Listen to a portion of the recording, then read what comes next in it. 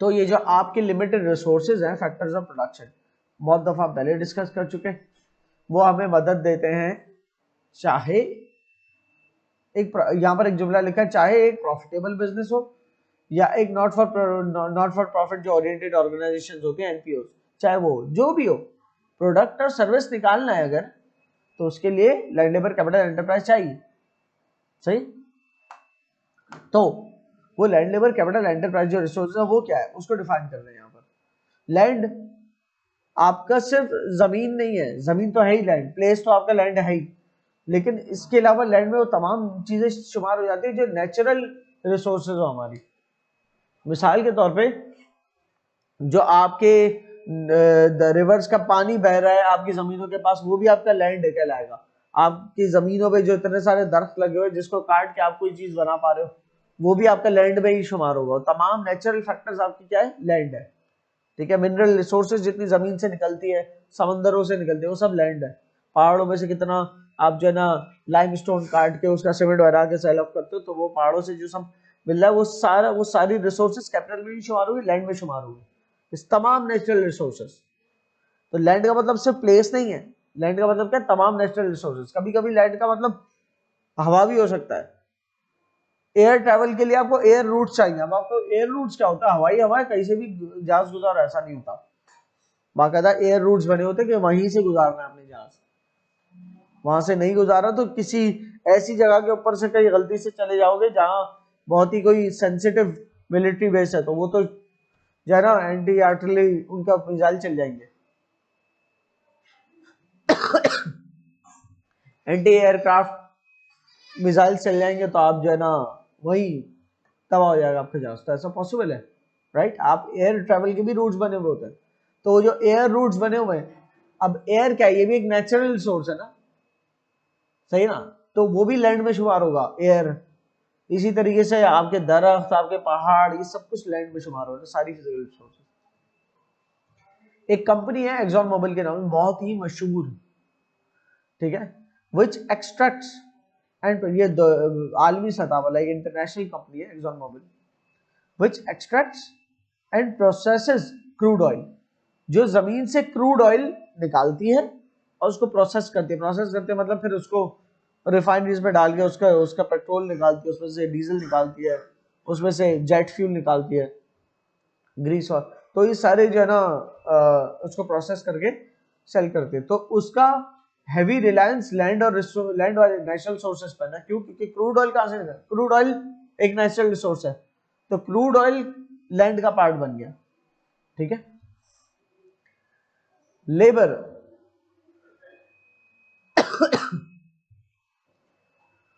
Labour human resource होती है हमारी, जो कि प्रोडक्शन में हेल्प देती है। कैपिटल, वो गुड्स जो कि नेचुरल नहीं होते, जो कि प्रोड्यूस्ड गुड्स होते हैं। मिसाल के तौर पे एक्सॉन मोबिल है, उसी की मिसाल ले लेते, वो जमीन पे उसका कहीं प्लांट लगा हुआ है, ठीक है ना, कोशिश करता हूँ बनाने की, कोई हुक्नुमा है और ये अंदर, ये नीचे जाता है, ड्रिल पंप करता है यहाँ से, ये समझ ले एक यहाँ पर इस तरह का जैसे होता है ना सी सॉ टाइप का, उस तरह की एक मशीनरी होती है जो जमीन पे जाती है, निकालती है, पंप करती है ऑयल। तो वो आपकी जो है ना बहुत सारी ऑयल रिग्स लगी हुई है, वो ऑयल जमीन से खींचती है।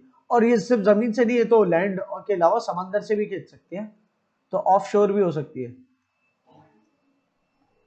ऑफ शोर वो होती है, शोर होता है किनारा, जमीन, शोर जमीन का हिस्सा होता है, और ऑफ शोर होता है समंदर।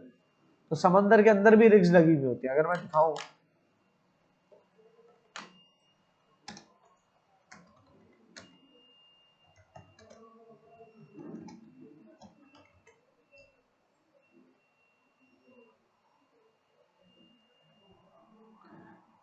ये पूरी ऑफशोर ऑयल रिग्स हैं, ठीक है, कि जो समंदर से समंदर के नीचे जमीन जो होती है ना डेप्थ में, वहां से समंदर का तो पानी भरोगे, समंदर से नहीं निकालना होगा, समंदर की डेप्थ में जो जमीन है, फिर वहां से और डेप्थ में जाके वहां से ऑयल जो है ना वो कर रही होती है, निकाल रही होती है, ठीक है, ऑफशोर होती है।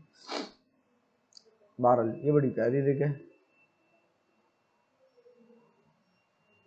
सो और वैसे ऑयल रिग्स अगर हम देखें तो नॉर्मल होती हैं ज़मीन पे, ऑनलाइन। ये मैंने बनाने की कोशिश की थी, बड़ी अजीब सी, ठीक है ना। तो ये ज़मीन से ऑयल निकालती हैं बहरहाल। सो ऑफ शोर भी हो सकती है और ऑन शोर भी हो सकते हैं, ऑन लैंड भी हो सकते हैं। तो वो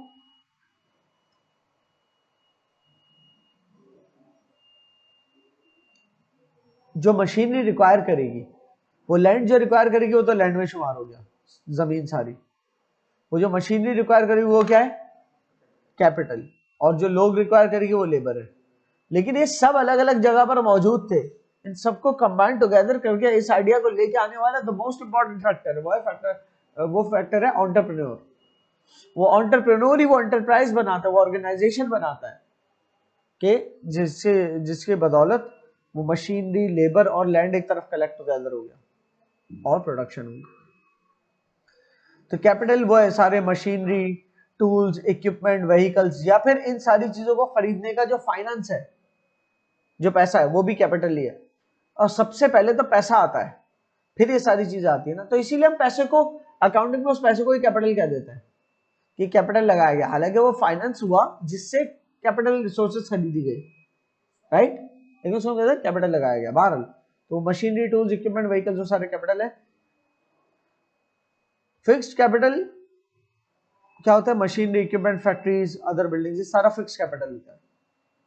और वर्किंग कैपिटल कौन सा होता है, स्टॉक, जो माल आपका होता है जो करंटली आ रहा है जा रहा है। तो करंट एसेट जैसे होते थे ना, तो करंट एसेट्स को भी हम मतलब हम करंट एसेट्स में से कैलकुलेट करते थे। अकाउंटिंग में भी वर्किंग कैपिटल याद हो, अगर कि अकाउंटिंग के अंदर हम कहते थे करंट एसेट्स का वो हिस्सा जिसमें से करंट लायबिलिटीज माइनस करते तो वर्किंग कैपिटल बचता है। लेकिन उस तरफ मत सोचना, उस वर्किंग कैपिटल के इक्वेशन को यहाँ मत सोचना लग जाना। इकोनॉमिक्स के अंदर वर्किंग कैपिटल का मतलब वो है कि वो तमाम रिसोर्सेस जो कि रॉ मटेरियल के तौर पे आ रही है, फिनिश गुड के तौर पे जा रही है।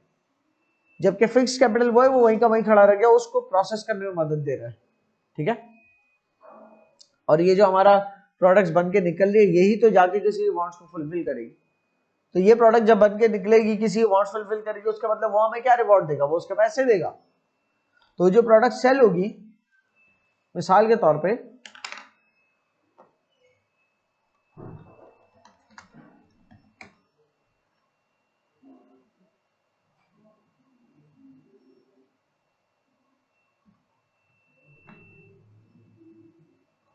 आपकी ये प्रोडक्ट है, ठीक है, ये इतने बड़े बड़े ऑयल बैरल्स भर भर के आप सेल कर रहे हो, तो इसके बदले आप अगर कंपनी हो एग्जॉन मोबिल लेट्स सपोज, इसके बदले आपको क्या मिल रहा है, इसके पैसे मिल रहे हैं, सही ना। मिसाल के तौर पे ऑयल का एक बैरल अभी मिसाल के तौर पे देखिए कितने का है,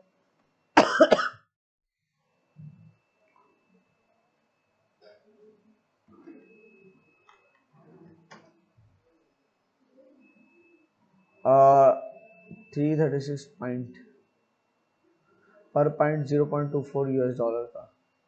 336 को डिवाइड बाय 4 कर लो, ठीक है। 300 डिवाइड बाय 4 होता है 75, और 36 डिवाइड बाय 4 होता है 9।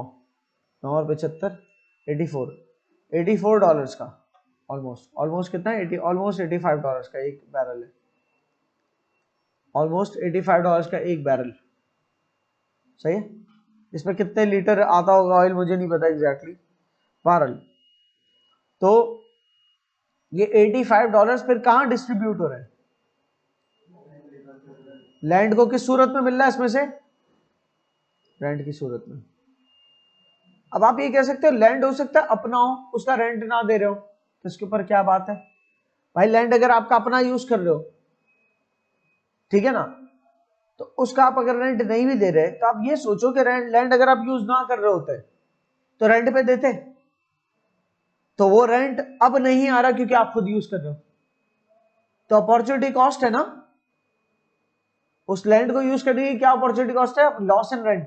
लॉस इन रेंट के तौर पे इसको सोच लो, रेंट का तो हिस्सा है ना, या तो रेंट पे करना पड़ रहा है अगर किराए पे जगह लिए, अपनी जगह तो लॉस इन रेंट है, दोनों सूरतों में एक कॉस्ट है। तो उस लैंड की जो है ना क्या कहते हैं, या तो एक्चुअल कॉस्ट है या तो अपॉर्चुनिटी कॉस्ट है रेंट।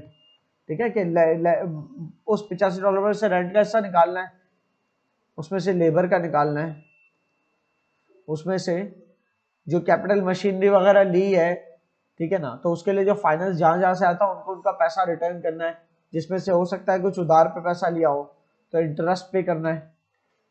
तो कैपिटल के अगेंस्ट हमें क्या पे करना पड़ता है, इंटरेस्ट। तो उधार पे लिया हो तो उसका इंटरेस्ट कॉस्ट है, सूद। या हो सकता है ओनर का पैसा हो तो उसको प्रॉफिट देना है, ठीक है ना। और बाकी एंटरप्रेन्योर का तो प्रॉफिट होता ही होता है, क्योंकि एंटरप्रेन्योर यूजुअली ओनर ही होता है। तो उसका वो जो आइडिया, रिस्क टेकिंग और ये सारी उसने जो किया, एक बिजनेस पूरा खोला है, तो eventually after everything is has been paid for, उसका पैसा ही ये प्रॉफिट है। तो अब आपको प्रॉफिट दो जगह नजर आ रहा है, यहां भी दिख रहा है, वहां भी दिख रहा है। यहां पर प्रॉफिट इस नजरिए से दिख रहा है कि आपने पैसा फराहम किया है तो उसकी एवज आपको प्रॉफिट मिल रहा है, या उधार का पैसा लगाया बिजनेस में, उसके एवज प्रॉफिट मिल रहा है। यहां पर प्रॉफिट इसलिए दिख रहा है कि आपने आइडिया बिजनेस को दिया तो उसके एवज आपको प्रॉफिट मिल रहा है। आपने रिस्क लिया है बिजनेस खोलने का तो उसके बदले आपको प्रॉफिट मिल रहा है। कल को बिजनेस ठप हो जाता है और आप अगर एक अनलिमिटेड लायबिलिटी बिजनेस हो, सब आपको ही पकड़ेंगे। तो इससे इतने सारे टेंशन पालने के एवज आपको प्रॉफिट मिल रहा है, ठीक है। सो इस बात को रखते हुए हम आगे चलने से पहले बस एक छोटी सी बात करूंगा कि एंटरप्रेन्योर को, इसका मतलब दो एंगल्स में आप सोच सकते हो, इसका काम नहीं है कहीं, लेकिन खाली बता रहा हूं, एंटरप्रेन्योर्स को दो एंगल में प्रॉफिट मिल रहा है। एक वो जो कैपिटल फराहम कर रहा है, और दूसरा वो एंटरप्राइज खोल रहा है, ठीक है ना, जो उसने bringing the idea, risk taking, ठीक है, उस इस सब के बदले उसको प्रॉफिट मिल रहा है। उसको फराहम किया मतलब कैपिटल के बदले में प्रॉफिट मिल रहा है, जो उसमें और इसमें हम तोड़ेंगे कैसे उस कैपिटल को। लेट्स सपोज उस ओनर ने लगाया था बिजनेस के अंदर $1,00,000, ठीक है ना, $1,00,000 लगाया था, और उसको पूरे एक साल गुजरा और उसको प्रॉफिट मिला $30,000। तो ये प्रॉफिट कैसे डिस्ट्रीब्यूट होगा कि इसमें कितना जाएगा, इसमें कितना जाएगा।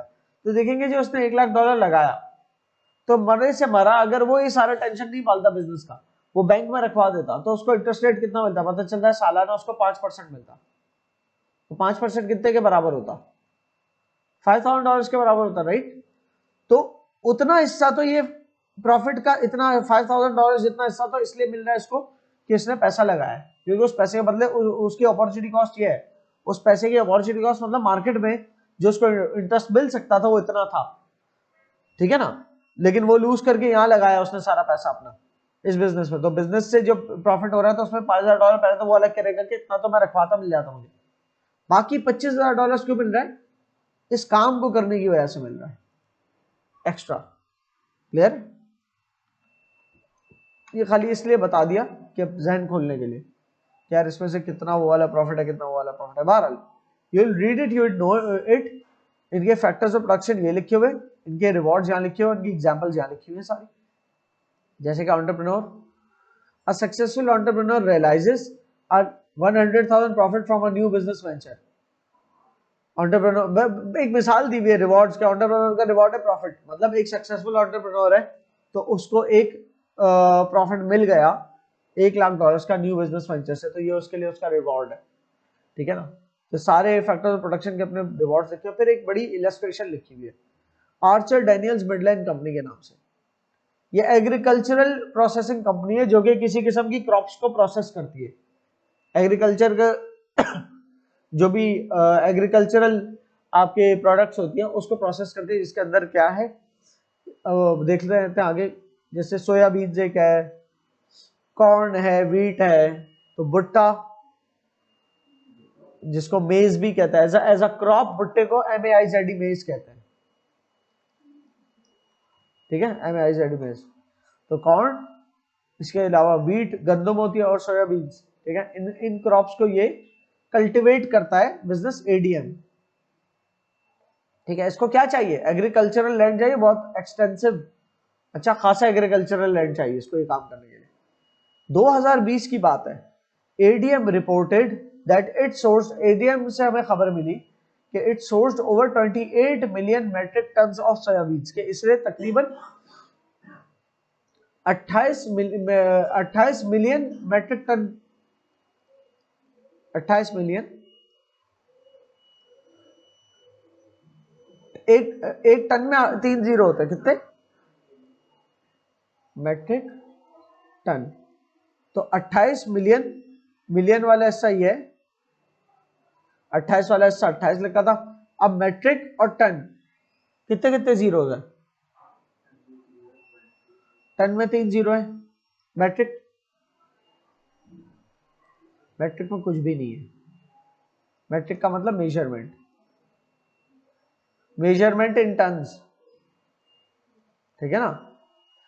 तो ये टन में 3 जीरो मैंने ऐसे नहीं लगा दिया, मतलब अगर किलो में कन्वर्ट करना आपने तो एक टन 1000 किलोग्राम के बराबर होता है, तो 28 मिलियन टन, 28 मिलियन के बाद 3 जीरो और लगा दो, इतने किलोग्राम के बराबर, तो इतने किलोग्राम बोल दो, या इन शॉर्ट टन में रखना है तो फिर आंसर ये रखो 28 मिलियन टन, ठीक है ना।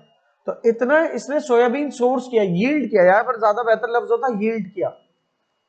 जो क्रॉप्स आप उगाते हो ना और मिलती है आपको उगा के, वो यील्ड कहलाती है, कि आपको कितनी जनरेट की आपने क्रॉप, कितनी प्रोड्यूस की, तो इतना उसका प्रोड्यूस था, ठीक है।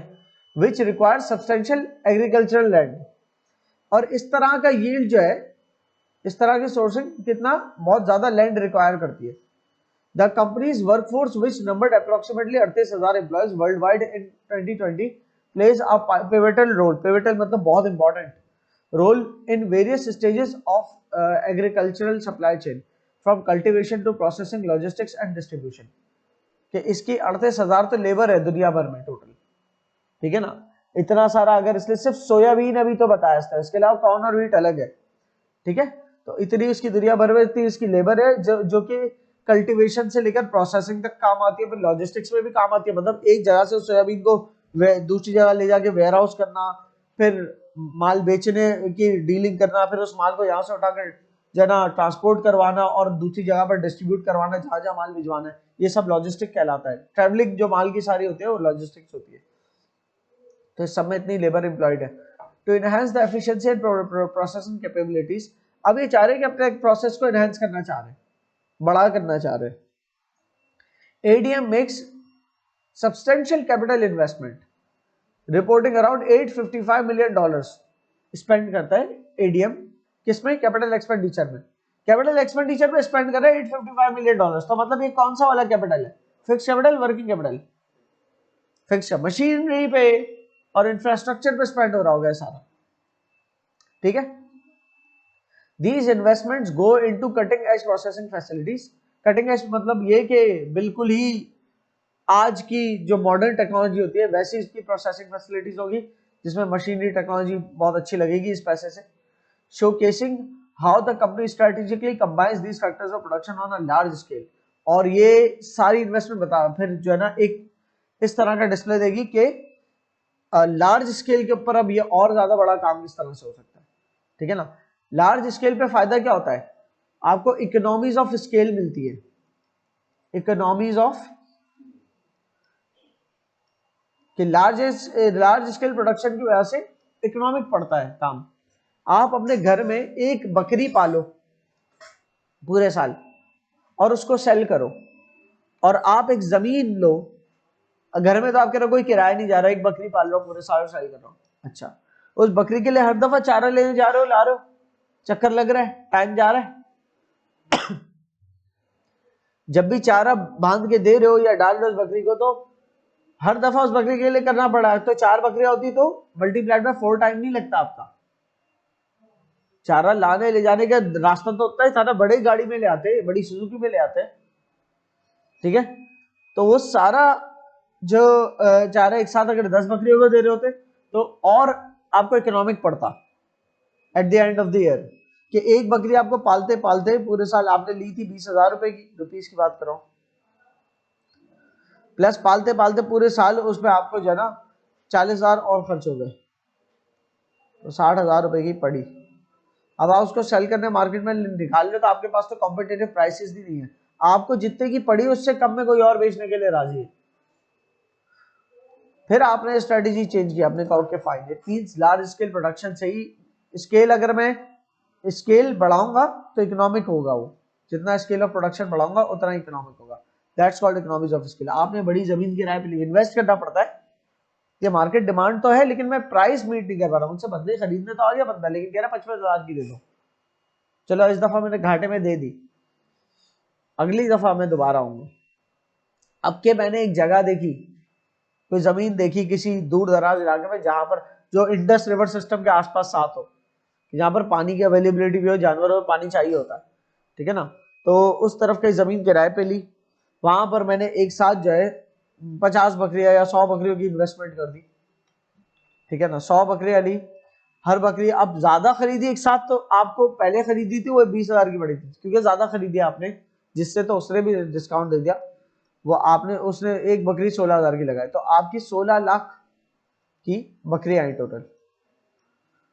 पूरे साल जो उसकी उनकी देखभाल करने के लिए बंदा रखा हुआ है, इन 100 बकरियों की देखभाल करने के लिए बंदा रखा हुआ, वो बंदा जो है वो महीने की 30,000 रुपए लेता है, वो अपने बच्चे के साथ काम करता है ये आपका, तो 3,60,000 उसकी तनख्वाह।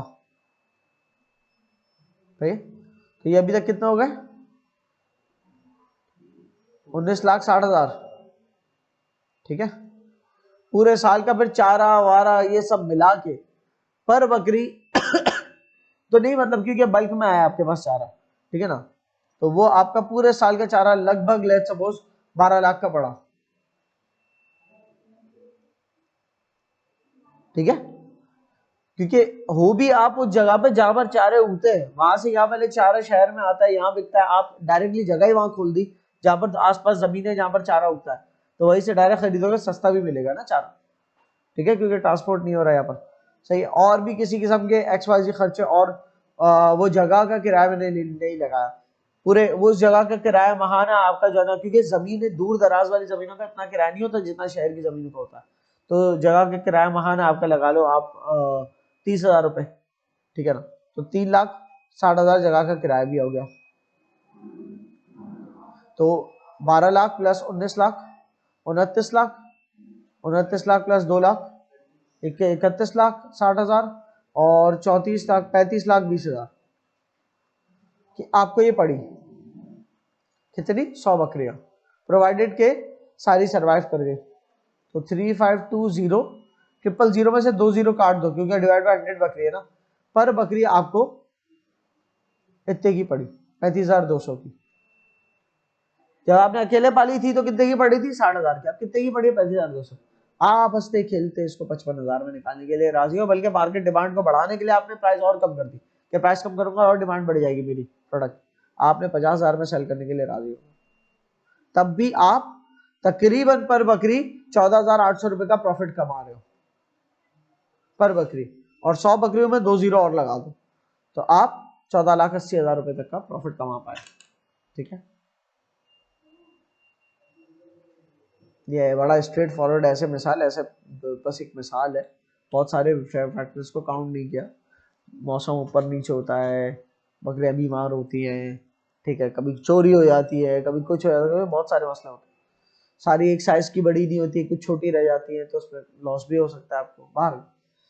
सो लार्ज स्केल प्रोडक्शन का इन्होंने भी सोचा, एडीएम ने भी, तब जाके $855 मिलियन लगाए ना, और उससे क्या होगा, उनको इकोनॉमिक पड़ेगा। तो the return to entrepreneurs of ADM वो क्या होगा यहाँ पर, would be mainly profits earned from selling the processed crops at a price higher than the cost of producing them। ADM के एंटरप्रेन्योर्स को टेंशन पालने का रिटर्न क्या मिल रहा है, सही है। अब यहाँ पर सवाल क्या मिल रहा है, पूछा in the above case of ADM identify the factors of production and what will be their return. अब आप कहोगे एक फैक्टर प्रोडक्शन है लैंड, रिटर्न होगा रेंट, तो फिर पढ़ने का फायदा क्या, आप बताओगे कि ऊपर उसने लैंड का क्या बताया है, कि आप बताओगे enough size of land, exact information नहीं तो लिखोगे land, the in ADMs example the land which is used to do agriculture, सही ना, all that land is plus all the natural resources being sourced from the land, जैसे कि तमाम वो जो क्रॉप्स है जैसे soybeans, wheat and crop, that all is part of land. ठीक है, इसमें लेबर क्या है, that 38,000 world wide labour which take return as a in the form of wage rate or salaries जो भी। Entrepreneur are the owners, are the owners of the company who will enjoy their profits। ठीक है, capital क्या है, capital आप बताओगे वो तमाम जो थ्योरी में लिख रहा हूँ वो तमाम मशीनरी जो लगी हुई है वो फिक्स्ड कैपिटल है इसका।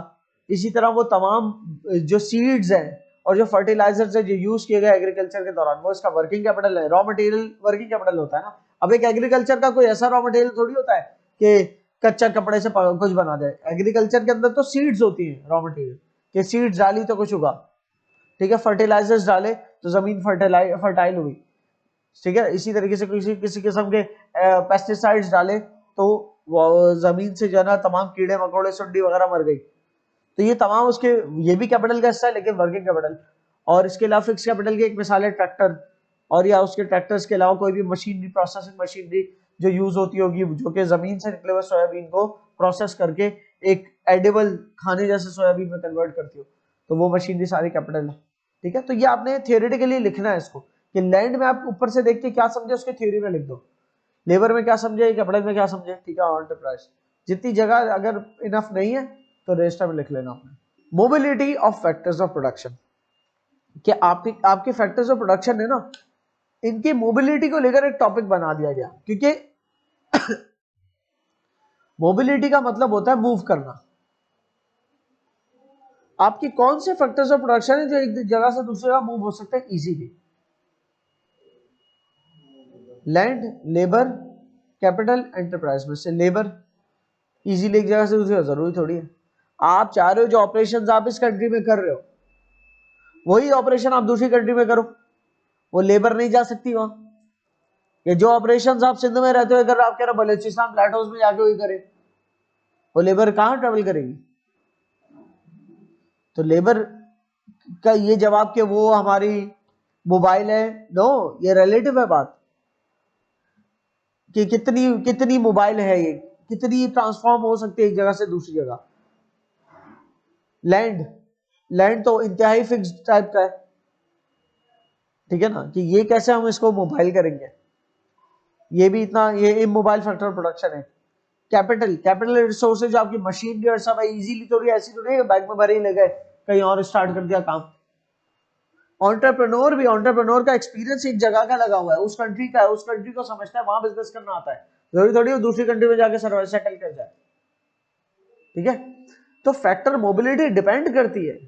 इसका जवाब कि फैक्टर्स हमारे मोबाइल है कि नहीं। अगर मैं कहूं कि मेरे डिपार्टमेंट के अंदर, मेरी कंपनी के अंदर मेरी सेल्स की टीम जो है उसमें से कुछ अफराद जो कि मेरे एक नाजाबाद वाले जनरल स्टोर में थे, मेरे सुपर स्टोर में थे, वहां से कुछ मार्केटिंग लेबर जो निकाल के मैं जो है वो गुलशन वाले जनरल स्टोर में डाल दूं, तो ये तो मोबाइल हो गई।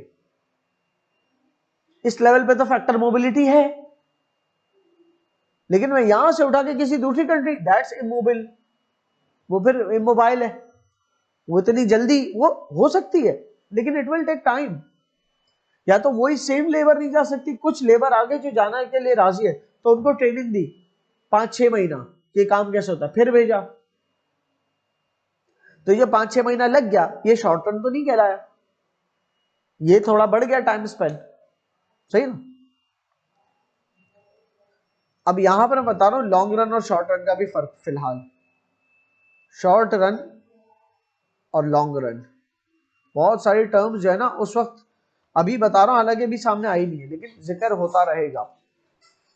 शॉर्ट रन और लॉन्ग रन का फर्क कोई महीनों में नहीं होता। आपको शॉर्ट रन कितना अरसा होता है? 3 महीने, 2 महीने, 6 महीने, 1 साल, 2 साल, 5 साल, 8 साल, कुछ भी हो सकता है, डिपेंड करता है नेचर ऑफ बिजनेस पे।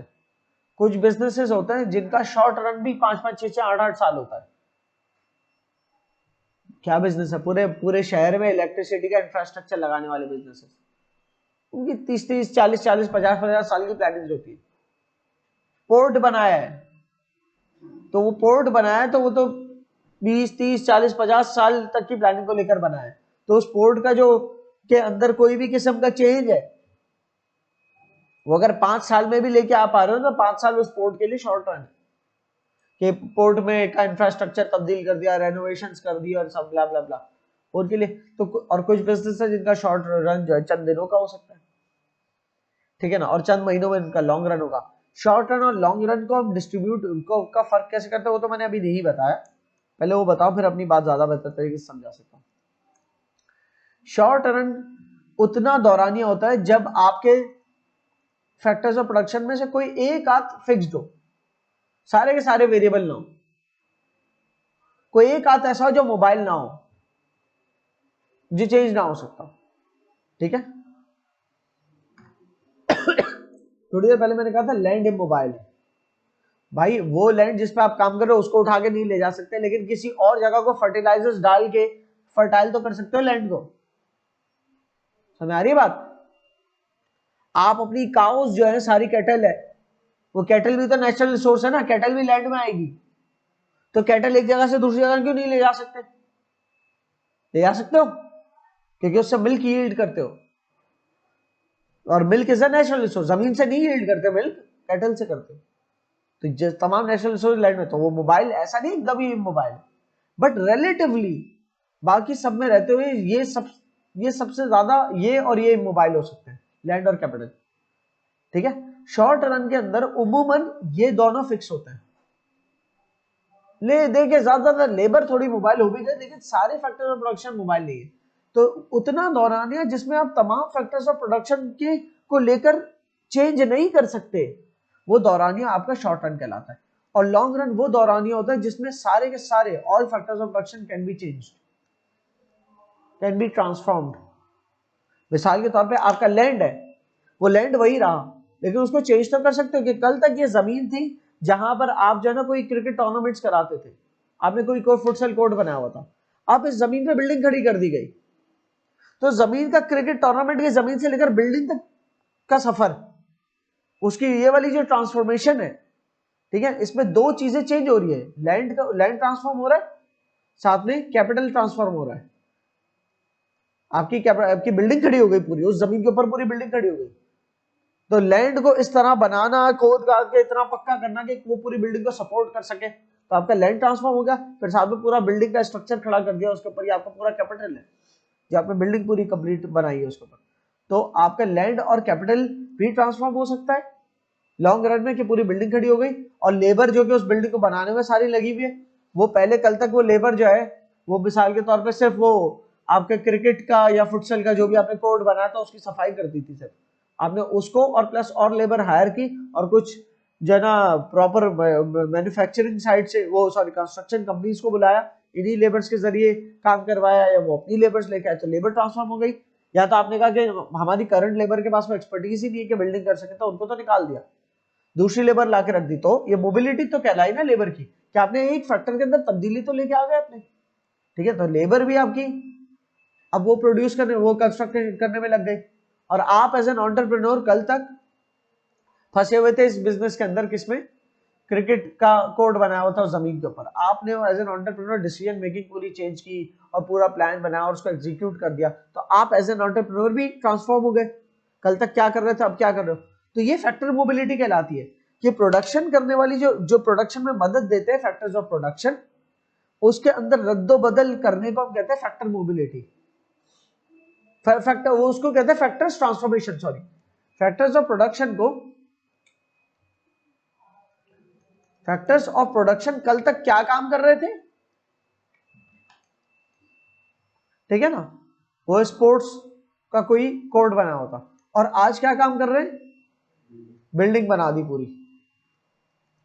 तो इसमें फैक्टर्स ऑफ प्रोडक्शन जो लगे हैं वो कल तक ये सब कर रहे थे और आज ये सब कर रहे, तो ये यकीनन ये फैक्टर्स ऑफ प्रोडक्शन मोबाइल थे, मतलब ट्रांसफॉर्मेबल थे, चेंजेबल थे, एबिलिटी टू चेंज थी इनमें, ठीक है ना, ट्रांसफॉर्मेबल, कि कल तक कुछ और कर रहे थे, और जो ट्रांसफॉर्मेबल नहीं थे, मतलब यहाँ पर कुछ लेबर ऐसी थी जो बिल्डिंग करना नहीं जानती थी, तो उनको निकाल के दूसरी लेबर लगा दी। जरूरी थोड़ी है वही लेबर के अंदर ट्रांसफॉर्म है, लेबर ही चेंज कर सकते हो ना पूरा, पूरी लेबर चेंज कर दी बहरहाल। तो आपने उस तरह से कल तक जो काम कर रहे थे उसको चेंज करके ये वाला काम शुरू कर दिया, बिल्डिंग बना दी उस जगह पर। तो ये जो फैक्टर मोबिलिटी ना होती तो ये नहीं हो सकता। फैक्टर मोबिलिटी किसे कहते हैं? Ability to change, ability to transform, सही, ये कहलाती है फैक्टर मोबिलिटी। और शॉर्ट रन में फैक्टर्स ऑफ प्रोडक्शन मोबाइल नहीं होते, लेकिन अगर अरसा दे दे थोड़ा सा तो फिर वो मोबाइल हो जाता है। फॉर एग्जाम्पल मैं आज बैठ के सोचूं कि इस जगह को जो है बहुत बड़ा एजुकेशन इंस्टीट्यूट बना दो, या इस जगह को एक पूरा जो है ना बैंक बना दो, तो ये बैठे बैठे फौरन थोड़ी हो जाएगा आज। It will take some time. इस जगह पे अभी करंटली जो हो रहा है सबसे पहले वो डिस्पोज होगा, फिर ये जगह शायद टूटेगी, फ्लैट होगी, फिर इसके अंदर दोबारा प्लानिंग के साथ मैन्युफैक्चरिंग करेंगे। इजीली थोड़ी हो गया बिजनेस इधर से उधर चेंज। लेकिन कुछ फैक्टर्स है जो कि इजीली जैसे क्विकली ट्रांसफॉर्मेबल होते हैं, जिसमें मैं कहूंगा सबसे पहला खुद एंटरप्रेन्योर होगा, क्योंकि पहले उसका डिसीजन चेंज होगा काम करने का, तब जाके वो लेबर को किसी और काम में ट्रेन करेगा या कहीं और स्विच करेगा, तब जाके वो लैंड को रिकंस्ट्रक्ट करेगा, ठीक है ना। तो बहरहाल शॉर्ट रन में, शॉर्ट रन उस दौरानियों को कहते हैं कि जिसमें कोई एक भी फैक्टर ऑफ प्रोडक्शन जो है आपका फिक्स हो, और लॉन्ग रन वो दौरानी होता है जिसमें चारों फैक्टर्स ऑफ प्रोडक्शन वेरिएबल हो। तो लॉन्ग रन में कोई भी टाइप ऑफ बिजनेस किसी भी टाइप में कन्वर्ट हो सकता है, ठीक है ना। इट इज डिबेटेबल, लेकिन स्टिल बोल रहा हूं कोई भी टाइप ऑफ बिजनेस किसी भी टाइप ऑफ बिजनेस में कन्वर्ट हो सकता है लॉन्ग रन में। लेकिन शॉर्ट रन में आप इजीली कन्वर्ट नहीं कर सकते। क्यों? क्योंकि आपके शॉर्ट रन में कोई ना कोई फैक्टर इमोबाइल होता है। बिलखुसूस कौन सा फैक्टर इमोबाइल हो सकता है? लैंड और कैपिटल। जो आपकी सारी इन्वेस्टमेंट जो मशीनरी वगैरह पे कर दी गई है, वो मशीनरी फौरी तौर पे बिक थोड़ी जाएगी, वो डिसमेंटल होगी, अलग अलग पार्ट्स के तौर पे बिकेगी, या कमांड दाम पे बिकेगी, या कोई बायर आप ढूंढोगे उसका बेस्ट, वो जो आगे खरीदेगा machinery. It will take time. Labour का यह चलो फौरी तौर पे अभी की जो लेबर है उसके साथ जो कॉन्ट्रैक्ट था वो कॉन्ट्रैक्ट पूरा हो गया, या उस कॉन्ट्रैक्ट को पूरा होने में 1 महीना बाकी है तो 1 महीना बाद इस लेबर को निकाल लेना, और जो दूसरा काम करने लग रहे हो वो लेबर हायर कर लेना। तो लेबर फिर चलो मोबाइल है, लेकिन ये दो बाकी चीजें तो फिर मोबाइल ना शॉर्ट रन। अच्छा, हर ये लॉन्ग रन और शॉर्ट रन कितने दौरानी का होता है दोबारा बता रहा हूँ, ये वेरी करता है, डिपेंड करता है ऑर्गेनाइजेशन और एंटरप्राइज टू एंटरप्राइज। कुछ एंटरप्राइजेस है जिनका बहुत बड़े स्केल का, ग्रैंड स्केल का काम है, कुछ एंटरप्राइज है जिनका बहुत ही छोटा सा काम है। फॉर एग्जांपल एक बहुत ही वेल स्टेब्लिश्ड स्कूल जिसकी उम्र है 150 साल पुराना, ग्रेटर देन 150 ईयर्स। आप अचानक से कहो कि भाई एक नई टेक्नोलॉजी आई है वाइट स्मार्ट बोर्ड्स की, तो एक छोटा इंस्टीट्यूट वो अपना स्मार्ट बोर्ड लगा देगा। लेकिन एक वेल स्टेब्लिश 150 साल पुराना स्कूल, इतने सारे टीचर जहां पर हो सकता है उसकी ब्रांचेस भी बहुत हो, वो पूरे के पूरे स्कूल तमाम ब्रांचेस के अंदर इतना इजीली कन्वर्ट नहीं कर सकता। उसने पहले अपने टीचर्स को बुला के ट्रेन करना होगा, तो लेबर को पहले तो मोबाइल करना होगा उसने, लेबर ट्रेन हो गई तो लेबर तो चलो ट्रांसफॉर्म हो गई, फिर देखना है उसके कैपिटल इन्वेस्टमेंट की मोबिलिटी कि अब इतने सारी ब्रांचेस, अगर 150 साल पुराना स्कूल है कम से कम 20 ब्रांचेस भी है, 20 ब्रांचेस है, हर ब्रांच के अंदर मिसाल के तौर पे 15 क्लासरूम है, ठीक है ना। तो ये 200 300 टोटल 300 क्लासरूम्स हो गए। हर क्लासरूम के अंदर अगर एक स्मार्ट बोर्ड लगाना है, व्हाइट बोर्ड हटा के, तो 300 स्मार्ट बोर्ड चाहिए। ये मार्केट से नहीं मिलेंगे, फिर इसको भी सर्च करना पड़ेगा, हो सकता है इंपोर्ट कराने पड़े बाकायदा। समझ आ रही बात? They will take time. लेकिन अगर एक बिजनेस ऐसे ही है, वो चाहता है कि यार मैं बेस्ट, आज का जो टॉप कटिंग एज टेक्नोलॉजी, आज की जो है ना state of the art technology, जो मॉडर्न टेक्नोलॉजी है, उसके बेसिस पर अपना इंस्टीट्यूट बनाऊंगा। 3 कमरे वाला भी स्टार्ट किया उसने, तो 3 कमरे में उसने दो क्लासरूम है और एक ऐसे एक्स्ट्रा रूम है, 2 क्लासरूम में 2 स्मार्ट बोर्ड चाहिए उसको, तो वो मार्केट से भी मिल जाएंगे उसको इजीली। लेकिन मार्केट इतना सारा सामान एक साथ, it will take months to come. तो आपकी कैपिटल रिसोर्सेज भी इजीली ट्रांसफॉर्मेबल नहीं होती कि कल तक जो आपने पहले सारे इतने व्हाइट बोर्ड लगाए थे वो भी हटाने हैं, फिर ये भी लगाना है, ऑपरेशंस भी डिस्टर्ब नहीं करने, रोजमर्रा की पढ़ाई भी डिस्टर्ब ना। तो it will take time, branch by branch आप शायद करते चले जाओगे, पहले एक ब्रांच ट्रांसफॉर्म की, फिर दूसरी, फिर तीसरी, फिर चौथी, it will take time. Although labour आपने कर दी थी ट्रांसफॉर्म, लेबर का तो ट्रेन कर दिया था, एक ब्रांच में 15 स्मार्ट टीवीज लगा दिए, स्मार्ट बोर्ड लगा दिए, और वहां पर सारे टीचर्स को बिठा के बता दिया किस तरह काम होता है, सबको ट्रेन तो कर दिया, लेकिन now smart boards will be coming in एक एक करके, ठीक है। बहरहाल तो ऐसा एक लॉन्ग स्टेब्लिश बिजनेस है, उसके लिए शॉर्ट रन और लॉन्ग रन फर्क है। एक शॉर्ट बिजनेस है उसके लिए शॉर्ट रन लॉन्ग रन में फर्क है। मतलब ये जो 150 स्कूल वाला है उसको कह देते हैं बिजनेस ए, और जो 3 कमरों वाला इंस्टीट्यूट है बी। इस 3 कमरों वाले के लिए उसकी जो कैपिटल रिसोर्सेज है, पहली बात तो इसने अभी तक खरीदा ही नहीं है कि पुराना व्हाइट बोर्ड हटा के नया स्मार्ट बोर्ड, ठीक है ना। इसने डायरेक्टली इसने कोई स्मार्ट बोर्ड खरीदे तो क्या होगा, just will pay the money and get the smart board easily. इसके लिए कैपिटल रिसोर्सेज इमीडिएटली मोबाइल है, उसी तरह की लेबर चाहिए इसको, मिल गई, ढूंढी, इंटरव्यूज किए, जो टीचर्स थे आ गए, उनको बता दिया ऐसे पढ़ाना है, व्हाइट बोर्ड पे भी लिखते थे, स्मार्ट बोर्ड पे भी लिखना ही है, ठीक है। इसके अलावा एंटरप्रेन्योर ने अपना दिमाग तो बना ही लिया था, ये सही है। It's very easy for them. तो हो सकता है इसके लिए शॉर्ट रन 2 दिन हो, कि 2 दिन में तो मैं टीचर सारे हायर नहीं कर सकता, 2 दिन में तो सारे स्मार्ट टीवीज नहीं आ सकता, लेकिन 1 महीने में स्मार्ट टीवीज भी आ जाएंगे, मतलब स्मार्ट टीवीज कह रहा हूँ, smart white boards, smart boards भी आ जाएंगे 1 महीने में। इस 1 महीने में लेबर टीचर को ट्रेन भी कर दूंगा, और 1 महीने में जो है ना जगह को भी ऐसे बना दूंगा कि स्मार्ट बोर्ड्स लग सके एंड एवरीथिंग।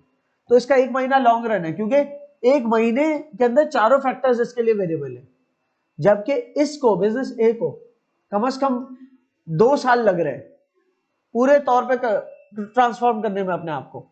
तो इसका 2 साल लॉन्ग रन है, 2 साल के अंदर का दौरानिया शॉर्ट रन है, क्योंकि उसके 2 साल के अंदर दौरानिया में पूरे का पूरा ट्रांसफॉर्म नहीं हो पा रहा, या तो टीचर्स इसको नहीं मिल रहे जो कि ट्रेन हो पाए, कुछ टेक्निकलिटीज हैं स्मार्ट बोर्ड्स के अंदर, या तो ये मसला है, या तो फिर दूसरा मसला ये कि स्मार्ट बोर्ड्स ही अवेलेबल नहीं है। तो ऑर्डर करेंगे तो शिपमेंट पता नहीं कब आएगी, लेकिन उस ऑर्डर को करने के लिए उतना पैसा भी कलेक्ट करना है, एक स्मार्ट बोर्ड बहुत महंगा होता है। तो एक ऐसा बिजनेस, हालांकि इतनी ब्रांचेस हैं इसकी, लेकिन वो सारी ब्रांचेस के खर्चे बंधे हुए हैं, टीचर्स की सैलरी, जगहों के किराए और मेंटेनेंस और सब में इतना खर्चा निकल जाता है कि जो भी लेफ्ट ओवर बचता है उसको सेव अप करेगा, या तो उधार में लेगा, फिर ऐसी लोन के लिए अप्लाई करना, लोन अप्रूव होना, इस सारे प्रोसेस में हो सकता है पहले की कुछ लोन हो, पहले वो चुकता करनी पड़ जाए। ऐसे ही थोड़ी 20 ब्रांचेस पे पहुंच गया था, हो सकता है पुरानी कोई लोन हो जिसकी बलबूते पे ब्रांचेस खोली हो, तब वो लोन पे ऑफ करेगा, उसके बाद फिर इतना कैपिटल दोबारा रेज कर पाएगा कि खरीद पाए, तो उसके लिए कैपिटल भी फिक्स हो रहा है, इसके लिए जो है ना कैपिटल रिसोर्सेज ही एक्चुअल फिक्स हो रही है इसकी, लेबर तो चलो ट्रेन कर देगा, और लैंड के अंदर कोई मसला नहीं है, उसी जगह से व्हाइट बोर्ड हटेगा और उसी जगह पर जो है ना स्मार्ट बोर्ड लग जाएगा, उसका भी इशू नहीं है, लैंड भी ट्रांसफॉर्म कर, लेकिन कैपिटल फंस रहा है इसका, क्योंकि इसको पहले पुरानी लोन्स पे ऑफ करनी है, फिर नया कैपिटल इसको रेज करेगा, फिर ऑर्डर प्लेस करेगा, वो 2 महीने बाद शिप होगा, 1 महीने बाद, 40 दिन जितने भी टाइम, फिर वो डिसमेंटल होकर एक क्लासरूम में लगना, ये तकरीबन 2 साल का दौरानिया अगर इसको लगता है सब करने में, तो ये 2 साल का दौरानिया इसके लिए लॉन्ग रन है, जबकि इसको 1 महीना लगता है सब कर लेने में, तो 1 महीने में पूरा ट्रांसफॉर्म कर पा रहा है अपने आपको, 1 महीना इसके लिए लॉन्ग रन। तो लॉन्ग रन उस दौरानिया को कहते हैं जिसमें चारों फैक्टर्स ऑफ प्रोडक्शन वेरिएबल हो, और शॉर्ट रन वो दौरानिया होता है किसी भी एंटरप्राइज के लिए जिसमें कोई कम से कम एक फैक्टर फिक्स हो कि वो नहीं चेंज हो रहा, और उसके ना चेंज हो पाने की वजह से आपके डिसीजन रुके हुए होते हैं।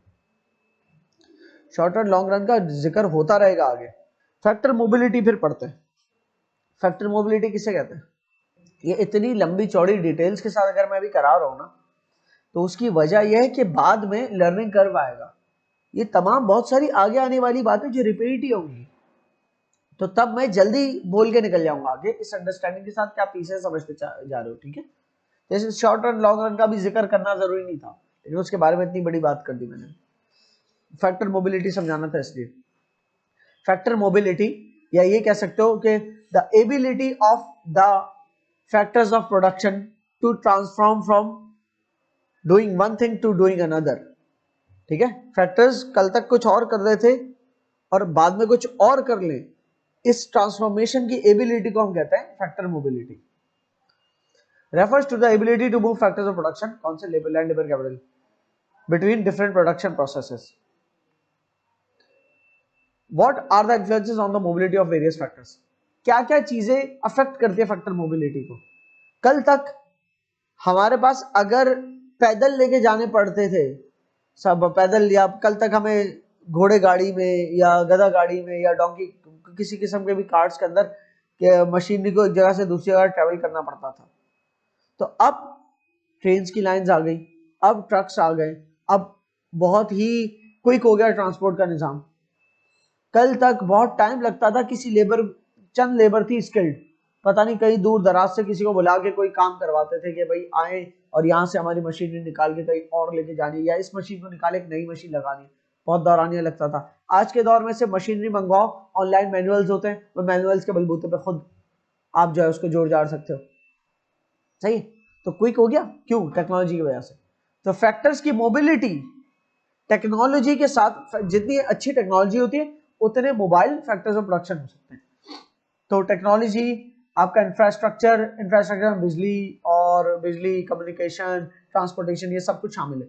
आपका इंफ्रास्ट्रक्चर इंप्रूव होता जा रहा है और आपकी फाइनेंसिंग पॉलिसीज इंप्रूव होती जा रही है। जैसे कल तक लोन्स लेना शायद अगर बहुत मुश्किल होगा, आज के दिन बहुत सारे ऑप्शन है लोन्स लेने के।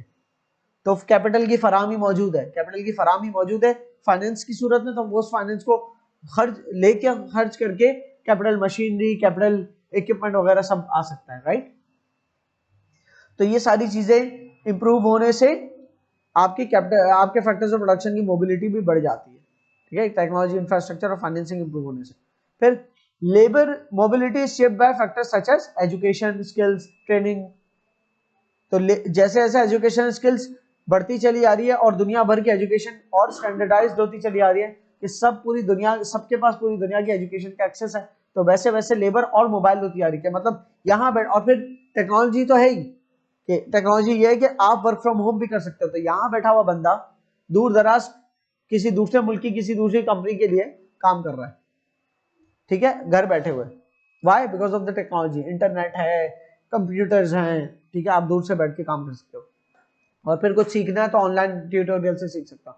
तो लेबर आपकी गुजरते वक्त के साथ साथ मोबाइल होती चली आ रही है, मोबिलिटी बढ़ती जा रही है। नेचुरल रिसोर्सेज की मोबिलिटी इंप्रूव कैसे होती है वो नहीं लिखा है कि नेचुरल रिसोर्स की मोबिलिटी जो है कांस्टेंट, मतलब लिमिट क्यों हो रही है?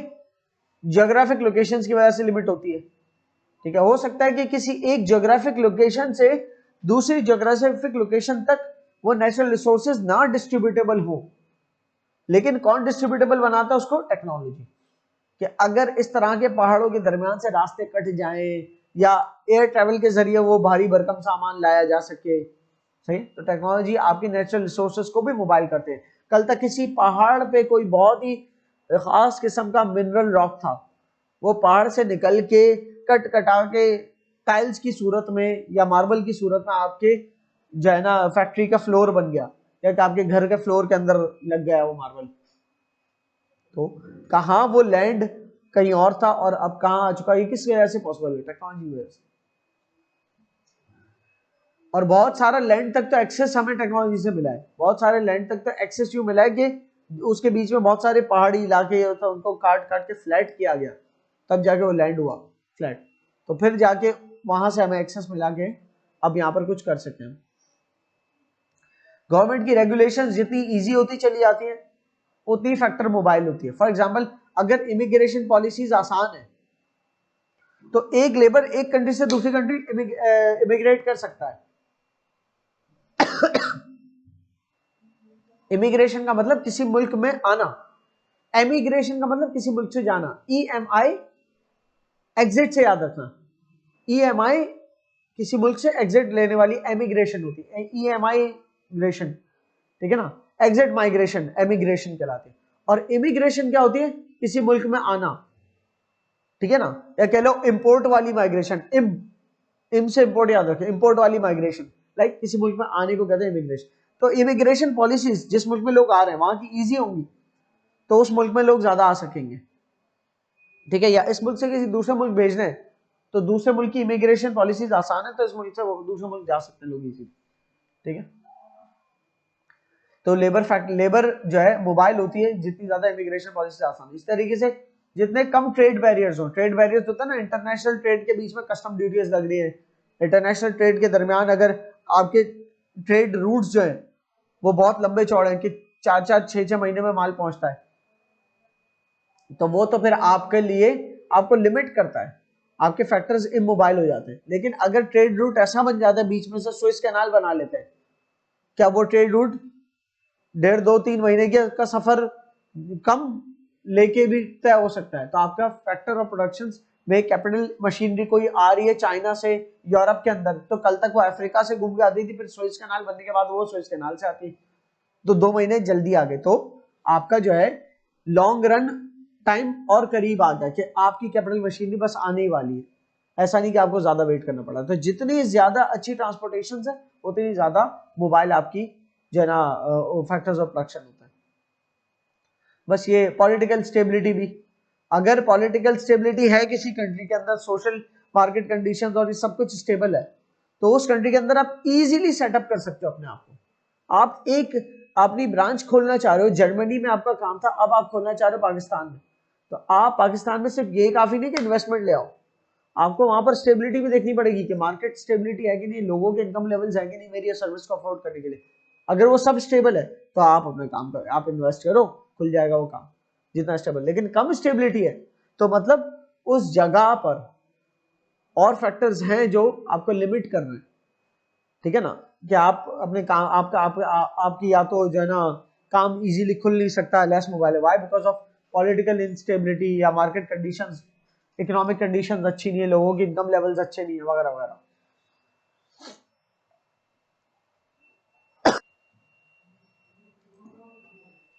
Where can factors be transform, बहुत अच्छा ये टेबल है और बहुत अच्छी इसके अंदर जो है ना मैंने क्लासिफिकेशन करने की कोशिश की ताकि आप अच्छे से समझो। फैक्टर्स ट्रांसफॉर्म कहाँ होंगे, सवाल ये है भाई, कंपनी के अंदर भी हो सकते हैं कि लेबर एक डिपार्टमेंट से दूसरी जगह, कल तक वो अकाउंट्स डिपार्टमेंट में थी, उनको जो है ना फैक्ट्री पे भेज दिया, फैक्ट्री में जाके जो है ना इन्वेंट्री संभालो, इन्वेंट्री की अकाउंटिंग करो, इजीली ट्रांसफॉर्मेबल है विद इन अ कंपनी। या ये हो सकता है कि with in the same industry किसी दूसरी कंपनी में, कि आपकी लेबर जो है फॉर एग्जांपल वो टेक्सटाइल इंडस्ट्रीज में रखना चाहते हैं, कि आप अपनी इस कंपनी से निकाल के दूसरी कंपनी के अंदर लेबर को डाल रहे हैं, कपड़े के काम में ही है, इंडस्ट्री कहते हैं ना कपड़े, टेक्सटाइल इंडस्ट्री कहते हैं कपड़े की इंडस्ट्री, तो कपड़े की इंडस्ट्री में कल तक टॉवल मैन्युफैक्चरिंग में वो लेबर थी, उस लेबर को निकाल के आपने वहां से निकाल के अपनी दूसरी कंपनी जहां पर आप गारमेंट्स मैन्युफैक्चर करते हो वहां डाल दिया उस लेबर को। लेबर मूव, थोड़ी बहुत ट्रेनिंग चाहिए होगी, बाकी मोटी मोटी चीजें तो सेम ही है, ठीक है। टॉवल को भी सीता था, जीन्स की पैंट को भी सीता है, बस थोड़ा सा फैब्रिक में फर्क बता दिया, हो सकता है जो उसकी सोइंग मशीन, स्टिचिंग मशीन जो है उसके अंदर थोड़ा बहुत फर्क होता है, ट्रेन किया लेबर मोबाइल हो जाती है, ये भी इतना मुश्किल नहीं है। लेकिन अक्रॉस इंडस्ट्रीज भी तो हो सकती है, मतलब आप टेक्सटाइल इंडस्ट्रीज से निकाल के फार्मास्यूटिकल इंडस्ट्री के अंदर जहां पर दवाइयां बनती है उस इंडस्ट्री में उस लेबर को डालें, तो अब वो बहुत ज्यादा ट्रेनिंग मांगेगी, अलग नौयत का भी वो काम है, तो अब ये लेस मोबाइल हो गया, थोड़ा काम, थोड़ा टाइम ज्यादा लगना है। और अगर ये हो इससे बढ़कर क्या कि दूसरी कंट्री में डायरेक्ट आप रिलोकेट कर रहे हो लेबर को, तो वो टाइम लेगी थोड़ा। कुछ होता है रेडीली अवेलेबल, कुछ होता है टाइम लेते हैं, और एक आध लेबर की बात नहीं हो रही, पूरा 1000-2000 लोगों का टोला आप यहां से भेज रहे हो, तो it's not gonna be easy, it will take time. और आपकी तरफ से सब कुछ ओके है, लेकिन फिर भी लेबर जो है वो हो रही है, लिमिट हो रही है, लेबर फिर भी इमोबाइल है, क्यों? क्योंकि इमिग्रेशन पॉलिसीज टाइम लेती है वीजा देने में, ठीक है, इमिग्रेशन होने में टाइम लगता है, वीजा मिलने में टाइम लगता है, ठीक है, तो उस वजह से मोबाइल हो गया। अब तो उस चीज को factor mobility with in the same company, अपनी ही कंपनी में एक डिपार्टमेंट दूसरे department, with in the same industry in the same country, के कंपनी चेंज हो सकती है लेकिन इंडस्ट्री चेंज नहीं हो रही है। मतलब इसमें ये था ना, अगर आपकी कंपनी का नाम था एडीएम टेक्सटाइल्स, एडीएम गारमेंट्स या एडीएम गारमेंट्स के नाम से आपकी कंपनी थी जो जींस की पैंटें बनाती थी, तो आप उसके अंदर एक फैक्ट्री की से अपनी ही दूसरी फैक्ट्री में भेज रहे हो बंदे को, तो मसला नहीं, with in the same company है, या दूसरी with in the same industry, मतलब गारमेंट्स की कंपनी है लेकिन आपकी कंपनी नहीं किसी और की कंपनी है, वहां लेबर चली जाए तो कम से कम सेम इंडस्ट्री में तो है, ठीक है, सेम कंपनी में नहीं है। फिर तीसरी बात यह है कि हो सकता है दूसरी इंडस्ट्री में जा रही हो, कि टेक्सटाइल इंडस्ट्री से लेकर हो सकता है स्टील मैन्युफैक्चरिंग इंडस्ट्री में लेबर जा रही हो, ये तीसरा केस है, लेकिन अभी तक सेम कंट्री में, या हो सकता है कि कंट्री बदल दे लेबर पूरी। तो चार अलग अलग फैक्टर्स हैं, उनको लेकर अजम्पशंस यहां पर लिखी हुई है कि इसके केस में फैक्टर, ये वाले factors are freely and costlessly mobile, और सिर्फ लेबर की बात नहीं है, यहाँ पर मशीनरी की भी बात हो सकती है कि कंपनी के अंदर ही एक फैक्ट्री से मशीन निकाल के दूसरी फैक्ट्री में, तो फ्रीली आप कर सकते हैं move easily.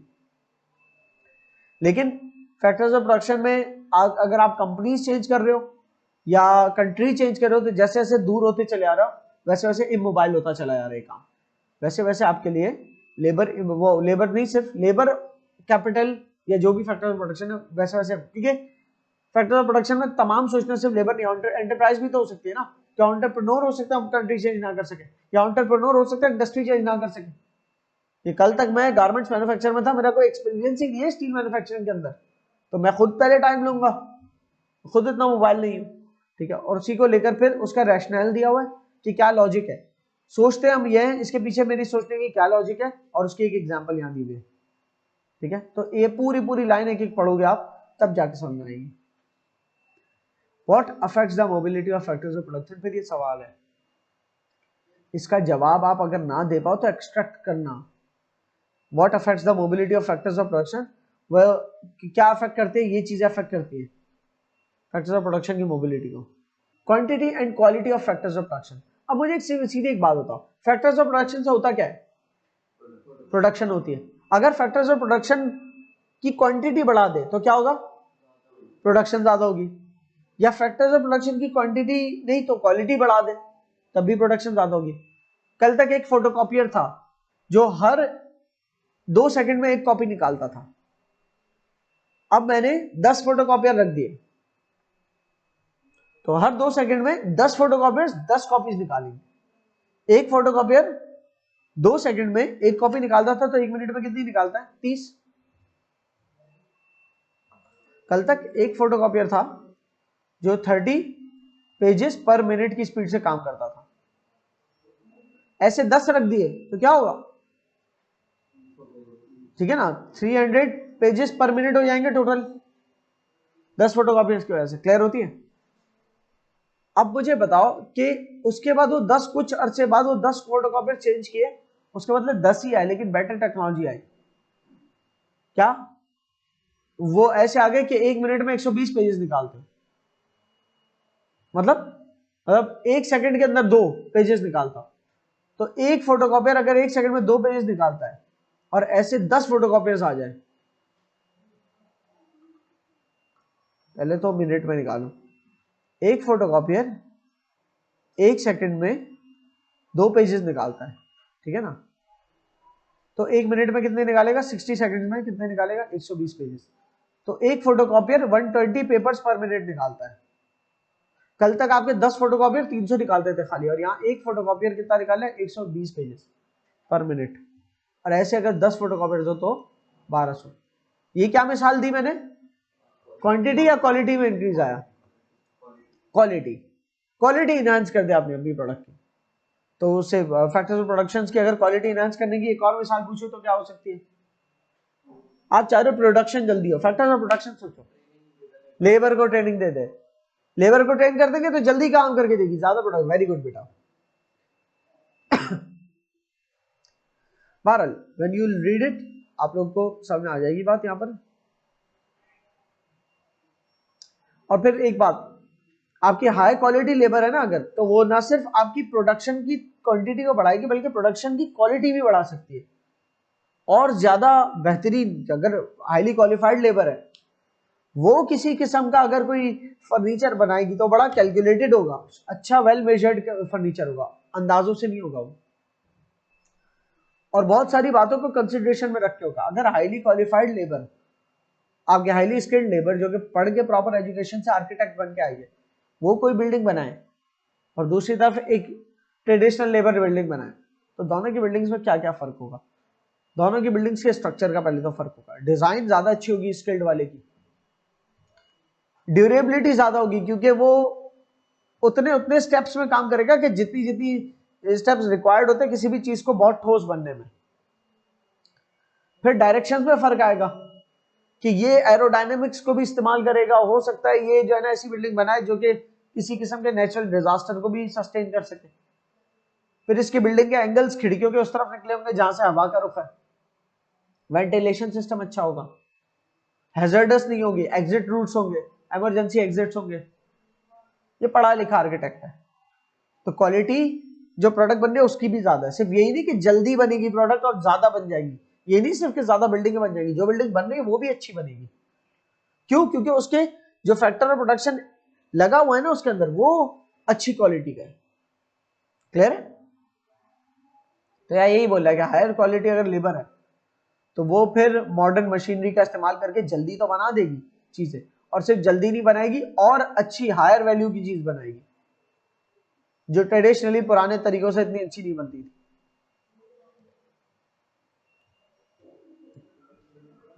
What affects the quantity and quality of factors of production?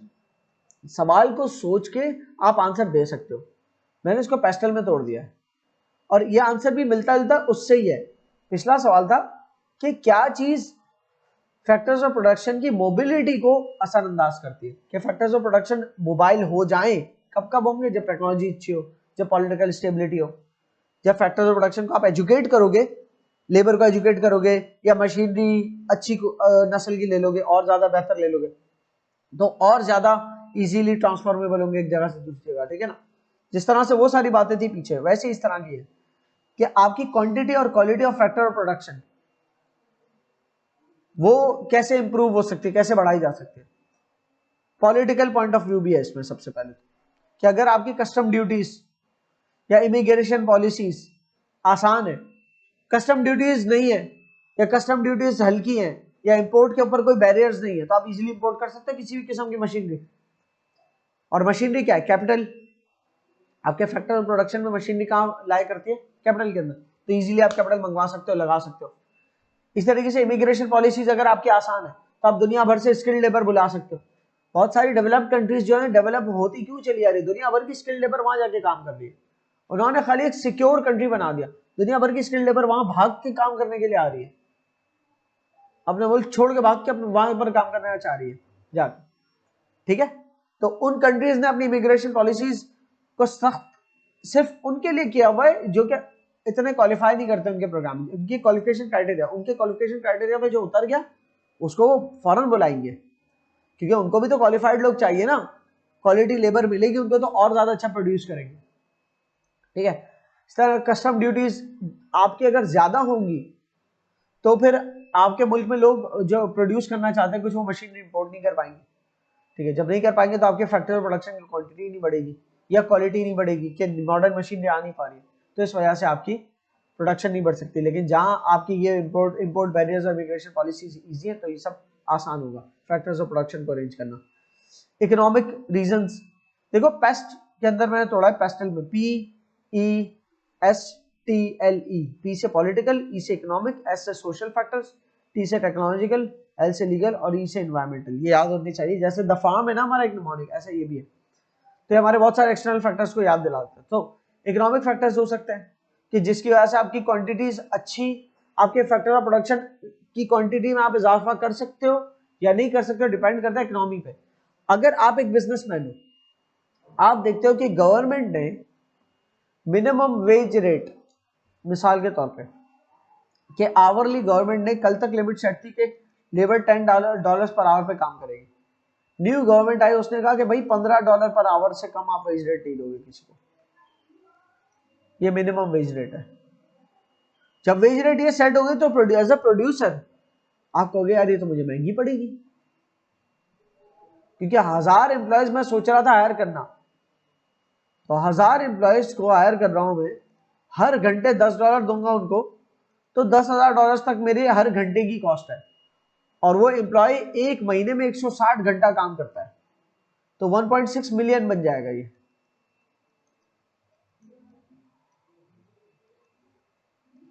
कि मैंने सोची थी $1.6 मिलियन मेरी माहाना वेज रेट्स होंगी, लेकिन $10 के हिसाब पे कैलकुलेशन थी। अगर ये कैलकुलेशन $15 में चली जाती है तो ये $2.4 मिलियन तक चला जाएगा मेरा काम मामला। और $2.4 मिलियन मेरे लिए बहुत एक्सपेंसिव है। तो क्यों ना मैं एक काम करता हूं कि मैं लेबर को या 1000 लेबर को हायर नहीं करता अभी, क्योंकि मैं ये अफोर्ड नहीं कर सकता। अभी मैं सिर्फ 200-400 लेबर हायर करूं, क्यों ना मैं ये कर लूं और उन्हीं से काम लेने की कोशिश करूं। सही है? तो आपकी क्वांटिटी नहीं बढ़ा पाए आप लेबर की, और लेबर एक फैक्टर ऑफ प्रोडक्शन है, तो लेबर जब ज्यादा नहीं ला पाए तो प्रोड्यूस भी ज्यादा नहीं कर पाओगे। क्यों नहीं ला पाए लेबर ज्यादा?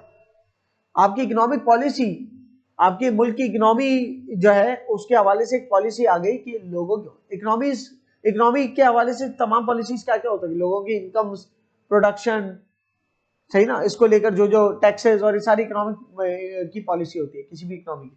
तो वो मिनिमम वेज रेट इस तरह से सेट होने से क्या फायदा, क्या आपको लेबर को तो लग रहा है कि फायदा हुआ कि अब तो हर घंटा हमें $15 मिलेगा, लेकिन जो लेबर बेरोजगार हो गई वो तो बैठी रहेगी, नंबर 1। नंबर 2, जो प्रोड्यूसर है वो ज्यादा प्रोड्यूस करना चाह रहा था लेकिन अब इतना महंगा कर दें कि वो लेबर ज्यादा हायर नहीं कर रहा, ठीक है। तो लिमिट हो गई क्वांटिटी ऑफ फैक्टर प्रोडक्शन। तो quantity of factor production limit होने की वजह से क्वांटिटी ऑफ आउटपुट मतलब क्वांटिटी ऑफ प्रोडक्शन भी लिमिट हो गई, ठीक है। लेकिन जहां पर ये ईज कर दिया आपने तो वहां पर फैक्टर ऑफ प्रोडक्शन आसानी से आप हायर कर सकते हो, तो वहां से क्वांटिटी आप प्रोडक्शन की भी बढ़ा सकते हो। फिर सोशल फैक्टर्स, डेमोग्राफिक चेंजेस हो रहे हैं, मतलब आपकी स्किल्ड वर्कफोर्स भाग रही है मुल्क छोड़ के सिक्योरिटी इश्यूज की वजह से, तो मुल्क में बची ही नहीं फैक्टर, तो फैक्टर की क्वांटिटी खत्म हो गई तो प्रोड्यूस क्या होगा। टेक्नोलॉजिकल, अगर रिसर्च एंड डेवलपमेंट करते नई टेक्नोलॉजीज आ रही हैं तो उससे क्या होगा, आपके जो भी रिसोर्सेज आप प्रोडक्शन में इस्तेमाल कर रहे हो, जो भी मशीनरी, जो भी रॉ मटेरियल मशीनरी, वो और इनहेंस्ड क्वालिटी का होगा, वो और अच्छी टेक्नोलॉजी वाला होगा, तो उससे और अच्छा प्रोडक्ट बन के निकलेगा और ज्यादा बन के निकल सकता है, ठीक है ना। जैसे कंप्यूटराइज प्रोडक्शन है, अगर कंप्यूटर एडेड मैन्युफैक्चरिंग कर रहे हो आप, ठीक है ना, तो वो कंप्यूटर एडेड मैन्युफैक्चरिंग प्रोसेसेस की वजह से आप रोबोट्स वगैरह के इस्तेमाल से और तेजी से प्रोड्यूस कर सकते हो, लार्ज स्केल प्रोडक्शन हो सकते हैं। तो टेक्नोलॉजिकल इंप्रूवमेंट की वजह से आपकी फैक्टर्स ऑफ प्रोडक्शन की क्वालिटी बढ़ती है और फैक्टर्स ऑफ प्रोडक्शन की क्वालिटी बढ़ने की वजह से क्वांटिटी आपकी प्रोडक्शन की बढ़ सकती है। लीगल और पॉलिटिकल मिलते जुलते ही होते हैं क्योंकि ये पॉलिसी से रिलेटेड है। अगर आपके मुल्क में रेगुलेटरी चेंजेस आ गए कि बाय लॉ बोल दिया गया कि अब डिफॉरेस्टेशन नहीं होगी, अब दरख्त को काटा नहीं जाएगा, जो भी लकड़ी out there in the market है उसी को रीप्रोसेस करके कुछ बन सकता है, तो इस एनवायरमेंटल रेगुलेशन से क्या हुआ, आपके जो फैक्टर्स ऑफ प्रोडक्शन में जो आपको रॉ मटेरियल चाहिए था जो फॉरेस्ट से मिलता टिम्बर की सूरत में, वो अब आपको नहीं मिल रहा। तो जब आपको टिम्बर नहीं मिल रहा तो आपके कैपिटल के अंदर टिम्बर जो है रॉ मटेरियल है, तो वो कौन सा वाला कैपिटल है, वर्किंग कैपिटल। अगर मैं रॉ मटेरियल को मैं कहाँ रखूंगा, तो लैंड में नहीं रखूंगा, लेबर, अच्छा लैंड में रखूंगा ना, सॉरी, अरे वो है टिम्बर है, नेचुरल रिसोर्स है, लैंड में आएगा, तो आपका लैंड लिमिट हो गया आपके लिए एक तरह से। नेचुरल फैक्टर, जब भी लैंड देखो समझो नेचुरल फैक्टर लिमिट हो गए क्योंकि रेगुलेशन ऐसे आ गए, तो जब वो लिमिट हो गया तो आप प्रोडक्शन भी लिमिट हो गया। जरूरी नहीं है कि बिल्कुल डिफॉरेस्टेशन मना कर दे, कम करवा दे, हो सकता है उसके ऊपर कहे कि हर दरख्त काटने के ऊपर आपको गवर्नमेंट को इतनी चार्जेस देने पड़ेंगे, तो महंगा पड़ गया ये काम। फिर एनवायरमेंटल चेंजेस भी बहुत बड़ा एक रीजन बनता है, जैसे कि ग्लोबल वार्मिंग एक ग्लोबल इवेंट है दुनिया का, क्लाइमेट चेंज जो आ रहा है उस वजह से, तो उसकी वजह से फैक्टर्स ऑफ प्रोडक्शन पे बहुत बड़ा असर हो रहा है। जैसे जैसे ग्लोबल वार्मिंग बढ़ रही तो दुनिया भर में इस तरह के लीगल रेगुलेशन बढ़ते चले आ रहे हैं कि जो कि लिमिट कर रहे हैं ऐसी किसी भी इंडस्ट्रियल एक्टिविटीज को जो एनवायरमेंट के अंदर एटमॉस्फेयर को और गर्म कर रही हो, ग्रीन हाउस इफेक्ट्स जिसके ज्यादा हो, ठीक है ना। तो ये तो पूरी यूनाइटेड नेशंस इसके ऊपर लगी हुई है क्लाइमेट चेंज को वो कंट्रोल करने के लिए, ठीक है। यूनाइटेड नेशंस के 17 SDGs हैं जो मैंने पहले भी बताए हुए हैं, आपके बिजनेस स्टडीज के अंदर आई थिंक बताए थे, सस्टेनेबल डेवलपमेंट गोल्स ये 17 है, ठीक है। इसका एक निमोनिक भी बनाया था वो आपके बिजनेस स्टडीज में 12। तो मैं वहां कहाँ पहुंच गया, अभी फिलहाल दोबारा यही आ जाता हूँ। इन्वायरमेंटल चेंजेस जो है वो भी आपके फैक्टर्स को लिमिट करते हैं। चलो एक बेसिक कर लेते हैं, वेदर चेंज हो गया, सैलाब आना शुरू हो गए, तो वो तमाम जमीनें जहां से आप प्रोड्यूस कर सकते तो वो बंजर हो गए, वो बर्बाद हो गए, मतलब वो वाटर लॉक्ड हो गई, बहुत पानी खड़ा हो गया, सारी फसलें तबाह हो गई, खत्म आपका लैंड। अब आपको वेट करना पड़ेगा उनको रीडू करने के लिए,